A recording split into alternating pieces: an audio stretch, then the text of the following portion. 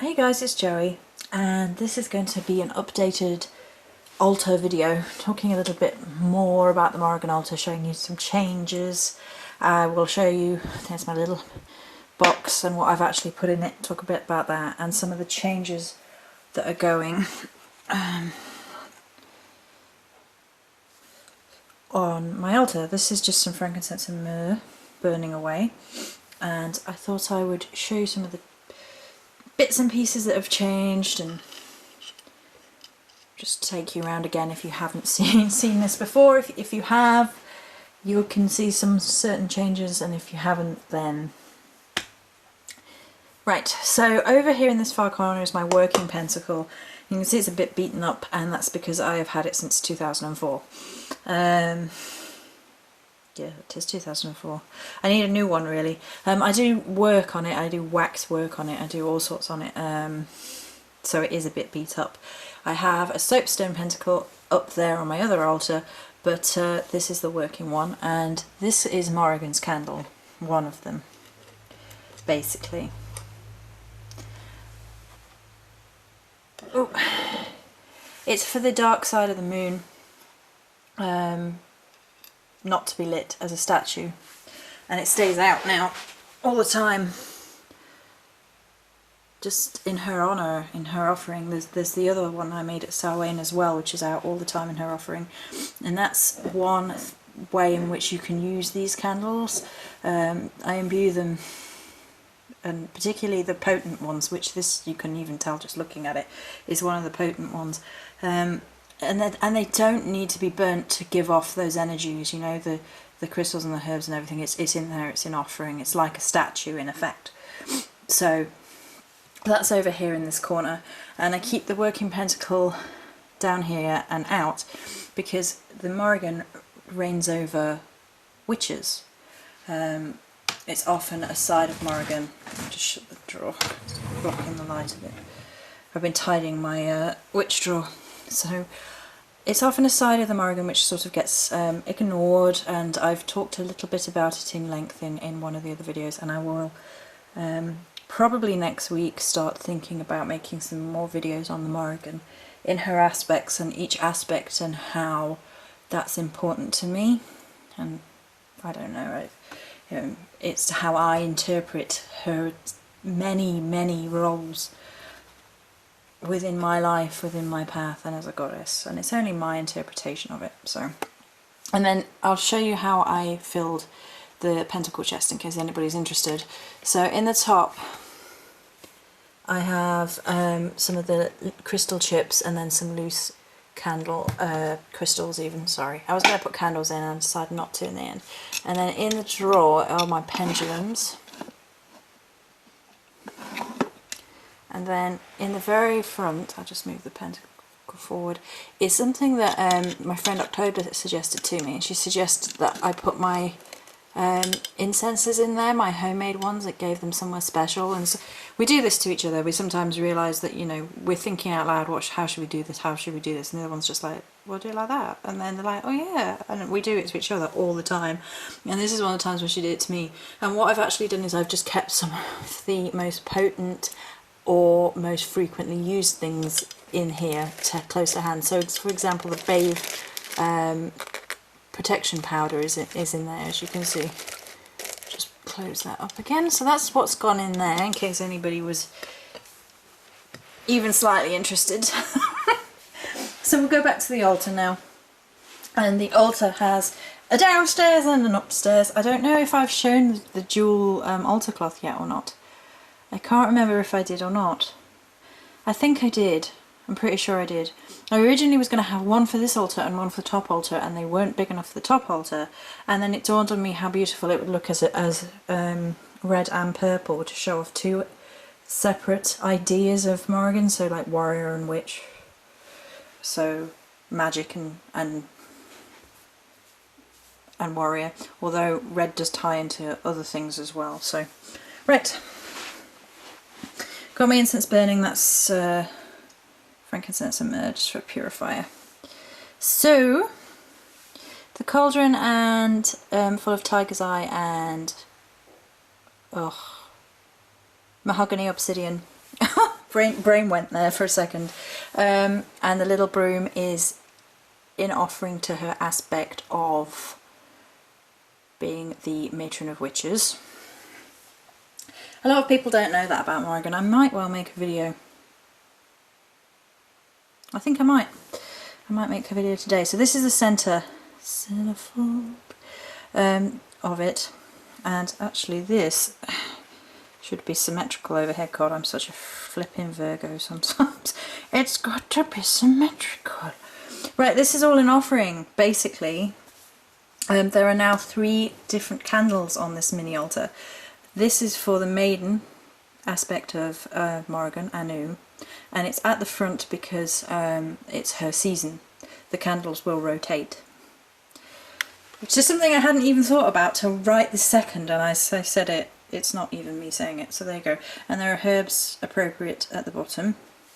So there's a candle, a red candle over there for Macha, the mother aspect, and then the black candle for Babe, the crone aspect, over there.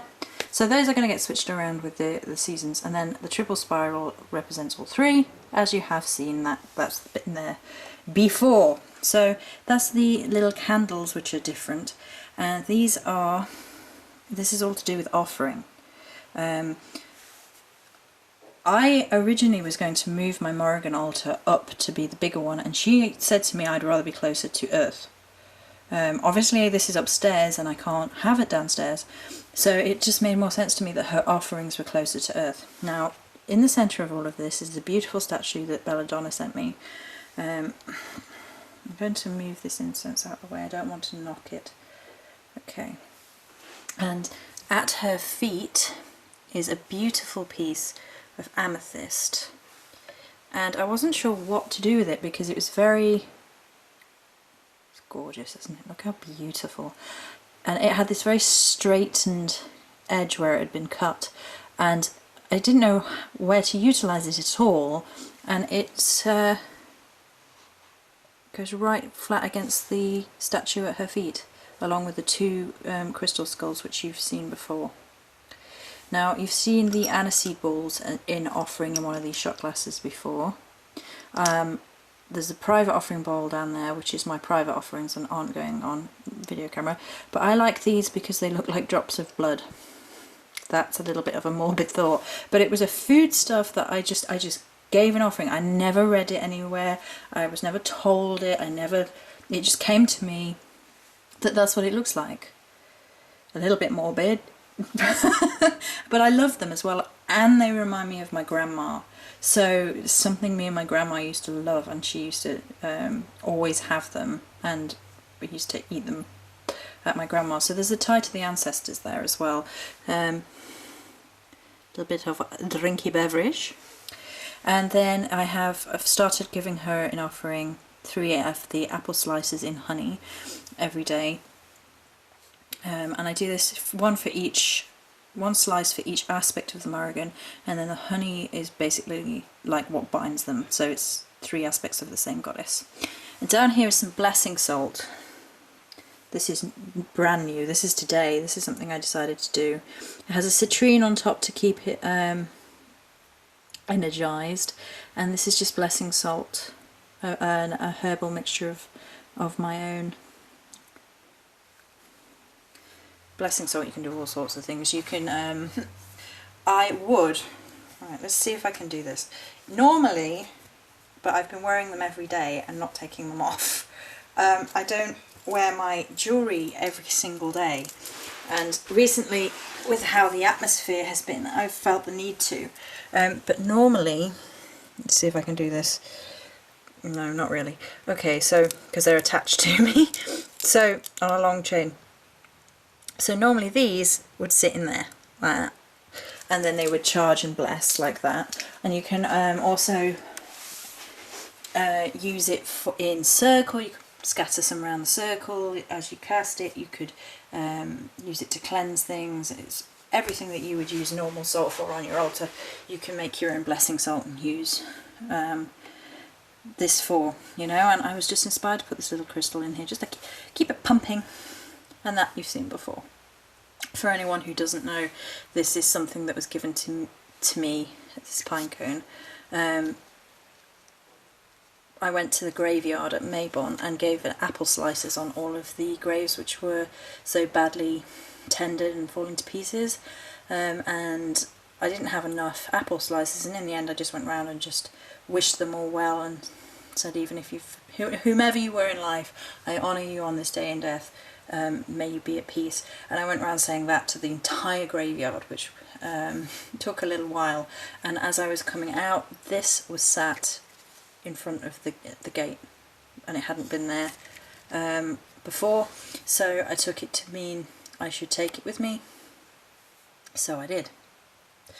Okay, and I think mostly the main altar hasn't changed too much, apart from I did adjust the crystal grid, if you like. It's not really a grid, it's like an offering circle, and these are obsidian arrowheads, one for each aspect of the goddess. Anu, Anu, Maka and Bave, Maiden, Mother, Crone, that's what I was going to say originally, blah, blah, blah.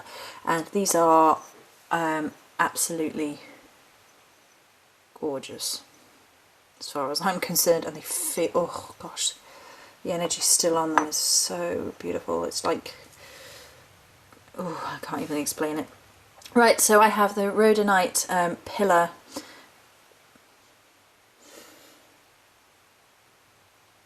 There's a smoky smell has just come through the bedroom. It's not my incense, I don't think.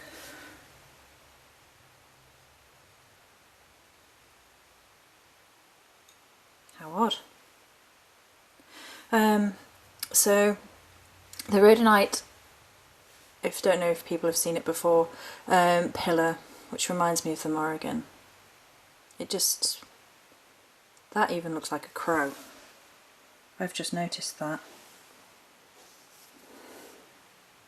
You see there up top? Oh my gosh. These things that you just know it's right, and then you suddenly notice something, and that's cold as ice. It's beautiful. So I have the amethyst around the outside. The reason I have the amethyst down by the Morrigan statue as well is this is my crystal. It's the crystal that resonates spirit to me. Which is also why I have, it's like an amethyst spearhead on this corner, and the smoky quartz cluster is still there, and they're sat there like two sides. It's the balance. And then again, you have the picture of Morrigan at the back with the two pillar candles from the fragrant temple, the raven feathers in the cauldron, the Samhain candle that I made, and the offering bowl with the obsidian orb, the moonstone, and the black shell I picked and offered to her, and my Orthioceras, which I've had since the very beginning, and then my goddess statue, my goddess box is right next to, with the pentacle in the background, is right here, because I wanted to have a mini section devoted that I would use in my Esbat rituals for the full moon, because whilst it is the Morrigan whom I worship through the Esbats, she almost takes on a different guise of herself. She's a shapeshifter, and it's really complicated, but the way that I see it is she's a shapeshifter, so she's constantly shifting, she's constantly moving, she's constantly you're constantly seeing glimmers within a crystal. Basically the crystal is the whole of the spirit, which you can never fully understand, and we see glints, and basically how I see Bave, who is both the maiden and the crone, in her maiden aspect, she has beautiful silver white hair and bright red lips, and then that ties into how I see the goddess at the full moon. So it's like the turning of Morrigan. Like it's difficult for me even to explain it. I don't know if I'm doing a good job or not. So anyway, that is here, so it is part of the Morrigan's space. but it's also a little bit separate, but not completely. I don't know if that made any sense whatsoever. And then Broom's back there. Yeah, so I'm gonna go have an eagle eye view of how it's looking now. And I've actually, there we go. So that's how the Morrigan altar is currently stated, with a few changes. I apologise, I've gone over briefly the things I've mentioned and have had there for a while, but some people may or may not have seen those videos.